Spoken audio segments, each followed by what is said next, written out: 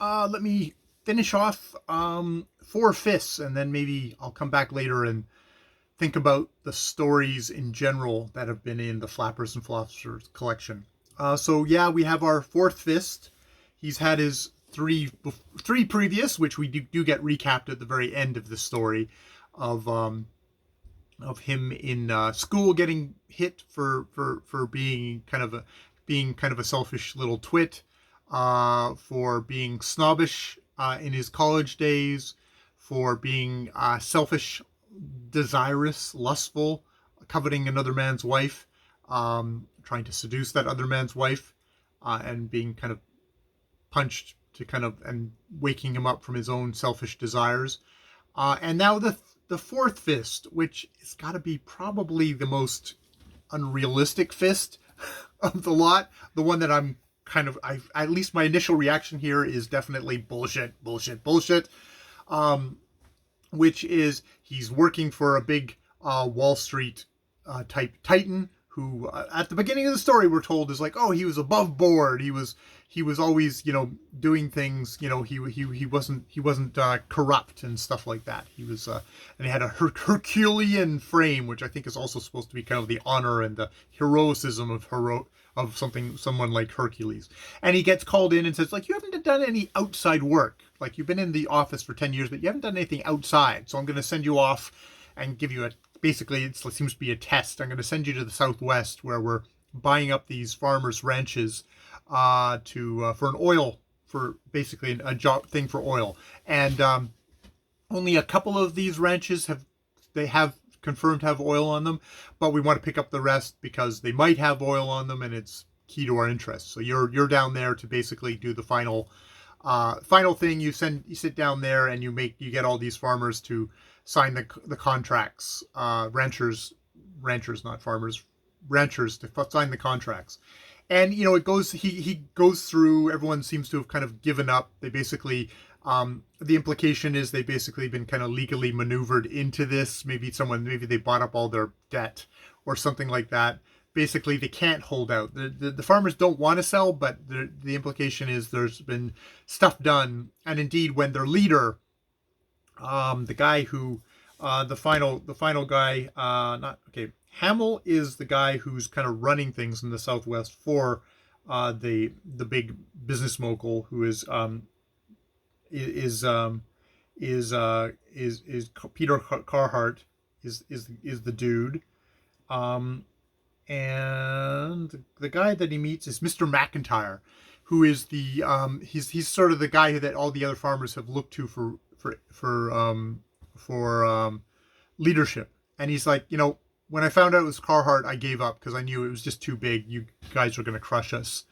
But I love this land. He does this very kind of, not what I find actually, Fitzgerald doing kind of a man of the earth, a solid kind of southwestern kind of ranch guy.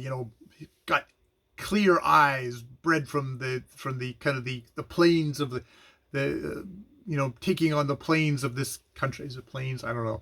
Of this country. I didn't find it. He's like terribly a convincing character, but he's heartbroken by this. And Carhart. Not Carhart. Samuel finally kind of says like, oh, okay, I've got to do this. It's like, okay, look, we're within the law. It's thing, and he kind of gives them the business speech. What is it? The business speech. It's business, Mr. McIntyre, he said. It's inside the law. Perhaps we couldn't have bought out 2 or 3 of you at any price, but most of you didn't have a price. Progress demands that some things, at which point that snaps McIntyre into fury, and you're a honey herd of money grummy son. You're you long-winded dude. You got our land. Take that for Peter Carhart. It's very kind of, it's such somebody's conception of a guy from this place, and he punches him. And this somehow switches, after 10 years of working for a Wall Street thing, this switches him and says, oh, as far as I'm concerned, this deal is over. You guys get to keep your branches forever. Hamill is really pissed. He telegraphs, like Samuel, telegraphs the news. He gets you're blamed idiot from Hamill, the guy who's been actually kind of putting this deal together. And then he gets what's more just of like, okay, deal's over, come back to New York from Peter Carhart. And it turns out that Hamill is the one who's in trouble for doing underhanded yet legal business shit, which and in the end Hamill is out, and Samuel finds himself as a partner in this land, which is like, okay, that's the point where you go, wow, that is bullshit. That is complete bullshit. We had the story of Dalrymple goes wrong, and I think the lesson of Dalrymple of like, yeah, no, it goes completely against this story. It's like, no, it's the heartless fucker who gets ahead, and him having human feeling for Peter for Mr. McIntyre is where you just go, yeah, you're gone. He should lose his job. He should maybe be a better human being, but he would definitely lose his job working for some big fucking corporation that's buying up oil interests in the Southwest. It's like, it's kind of nonsense. It's a real kind of sentimental kind of note for this this one to go on.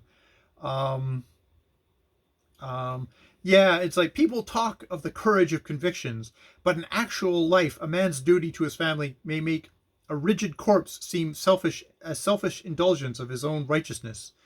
Samuel thought mostly of his family, yet he never really wavered. That jolt had brought him to. It's like, yeah, you're going to destroy yourself, you're going to destroy your family, and he does. He does it, and he gets rewarded for it. I would take it better if he lost his job and maybe his wife divorced him, and there was actual consequences to his actions. And yeah, they would have totally still run all these farmers off of their property.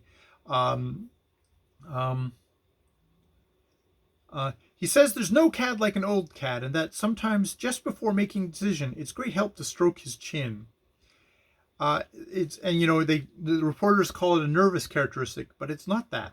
It's so he can feel again that gorgeous clarity, the lightning sanity of those four fists, which is again, it's just this whole thing of violence.